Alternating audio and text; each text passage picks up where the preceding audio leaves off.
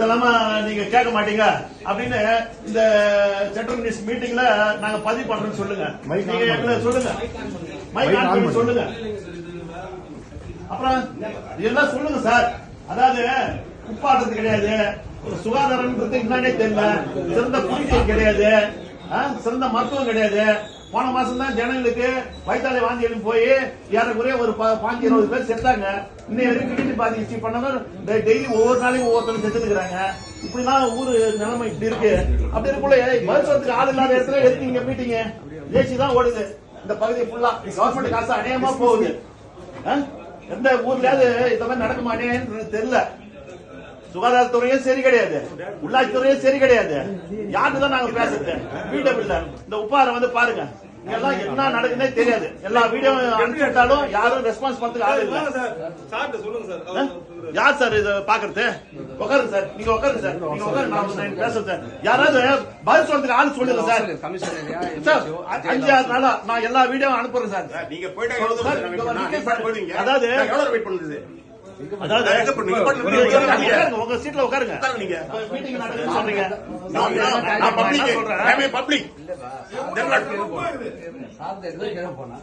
இதெல்லாம் சரியில்லை சார். வேலை வாங்க கத்துங்க. வேலை செய்யறவங்க வேலை வாங்க கத்துங்க. எவ்வளவு குப்பை.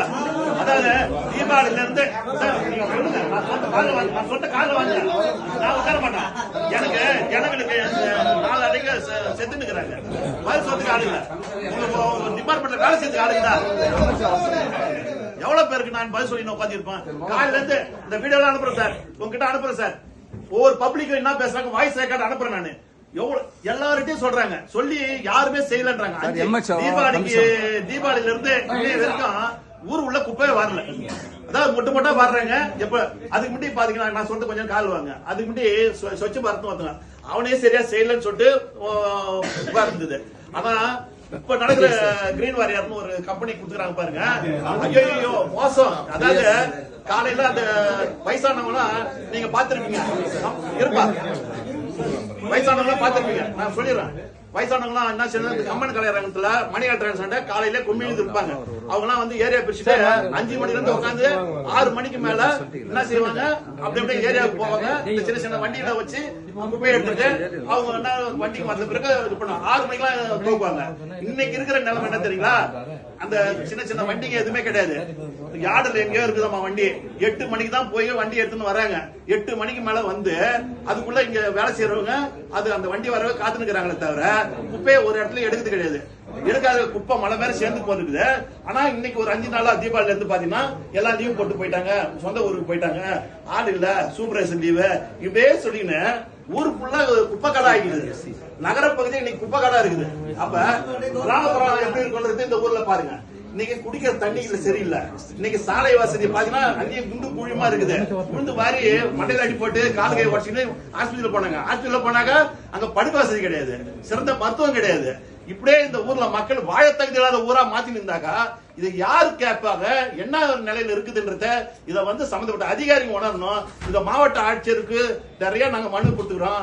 அதே நேரத்தில் மாவட்ட ஆட்சியர் ஆகட்டும், செக்ரட்டரி ஆகட்டும், சிஎம் ஆபீஸ்ல ஆகட்டும், கவர்னர் ஆபீஸ் ஆகட்டும் அடிக்கடி மீட்டிங் வைக்கிறாங்க. எல்லா அதிகாரிக்கும் இன்ஸ்ட்ரக்ஷன் கொடுக்குறாங்க.